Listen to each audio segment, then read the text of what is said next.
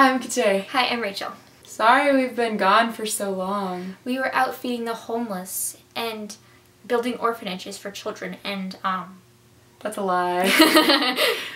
We were out loving our family and being productive in schoolwork. And basically just failing you all. Sorry, okay? one of the most unique and awesome things about Catholicism is the Eucharist. And of course, Eucharistic adoration.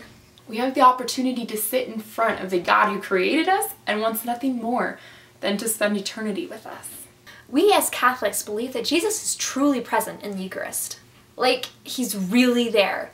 Body, blood, soul, and divinity. Jose Maria Escriva said, "When you approach the tabernacle, remember that he has been waiting for you for 20 centuries. And see, paragraph 1380 in the Catechism explains how it just makes sense that Jesus would want to stay with his church in this way. He was about to leave this world in his visible form, so instead he gave us his presence in his sacramental form. The Catechism says, quote, "In his Eucharistic presence, he remains mysteriously in our midst as the one who loved us and gave himself up for us, and he remains under signs that express and communicate this love." Christ has given himself entirely to us.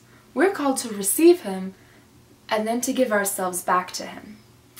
But how do we do this in adoration? Just sitting there in front of the tabernacle might not seem like much. I mean, it makes more sense to sit there in front of the computer on Facebook, refreshing the page over and over again to see if your most recent post has gotten any more likes, right? Well, actually, adoration is great. If at first when you experience adoration you are bored, don't worry. It's just the reaction of our 21st century minds detoxing from the noise that is constantly surrounding us. One thing that might help, though, is to follow the guidelines of the Franciscan tradition for adoration. St. Clare of Assisi instructed her sisters to follow this four-step process of meditation. First, you gaze. Spend some time looking at the host. We don't get to see the actual host, except for the few moments when the priest elevates him during the consecration, and then again for a few seconds when we receive him. Spend some time just gazing upon the Blessed Sacrament and meditating on the absolute wonder that sits in the monstrance in front of you. And second, you consider, is there a particular concern that you've got on mind? Bring it to God. Offer it up to him. When I bring my troubles to Christ in the Eucharist, I can practically feel him taking the burden off of my shoulders. Whatever it is that's bothering you, or what's worrying you, or whatever it is that you feel the desire to tell him, bring it to him. Lay it down at his feet. Pour out your heart to the one who cares for you more than you can ever imagine. He's there to listen to you. Adoration is when we are able to put our crosses down for a bit and let God carry them. Third, you contemplate. Pray. Tell God what's on your mind. This is a good time to reflect on Christ. You can meditate on a particular event in his life, such as the agony in the garden, or his passion and death, his birth, his resurrection. You might reflect on his sacrifice for you, or how his presence in front of you confirms that even death cannot end his love. And last, you imitate.